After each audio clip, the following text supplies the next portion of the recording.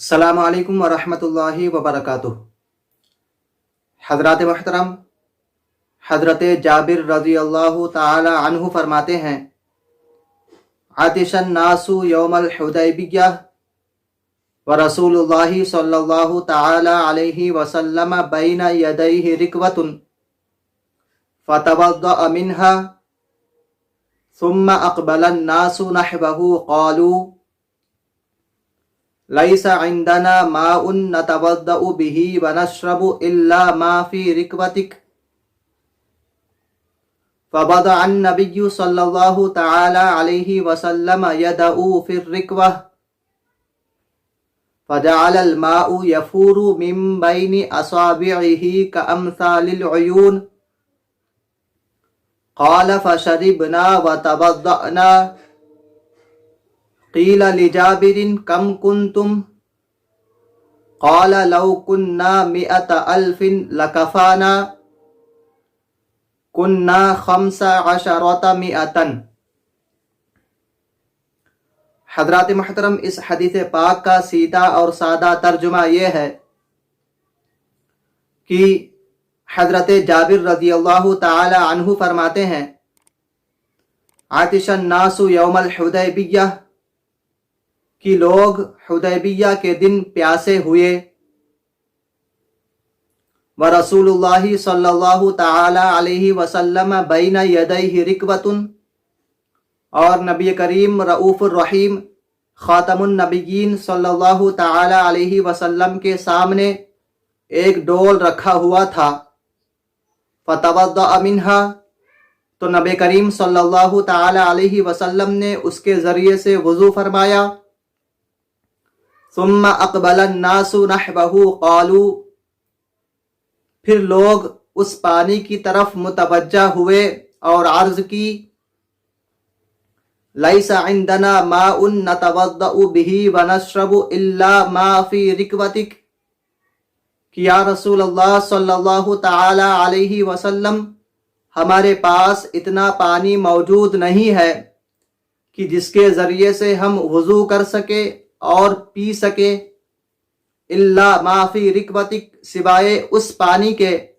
جو آپ کے ڈول میں موجود ہے۔ فوضع النبی صلی اللہ تعالی علیہ وسلم یدہ فی الرکوہ، تو نبی کریم رؤوف الرحیم صلی اللہ تعالی علیہ وسلم نے اپنے مبارک ہاتھ کو اس ڈول میں رکھا، فجعل الماء يفور من بين اصابعه كامثال العيون، جیسے ہی نبی کریم صلی اللہ تعالی علیہ وسلم نے اپنے مبارک ہاتھ کو اس ڈول میں رکھا تو نبی کریم رؤوف الرحیم خاتم النبیین صلی اللہ تعالی علیہ وسلم کے مبارک انگلیوں میں سے پانی اس طرح بہنے لگا جیسے کہ چشموں کا پانی بہتا ہے۔ قال فشربنا وتوضأنا، حضرت جابر رضی اللہ تعالی عنہ فرماتے ہیں، ہم نے خوب سیراب ہو کر پانی بھی پیا اور وضو بھی فرمایا۔ قیل لجابر، حضرت جابر رضی اللہ تعالی عنہ سے لوگوں نے سوال کیا، حضرت جابر رضی اللہ تعالی عنہ سے سوال کیا گیا، پوچھا گیا، کم کنتم، کہ تم لوگ کتنے تھے؟ قال لو كنا 100,000 لکفانا،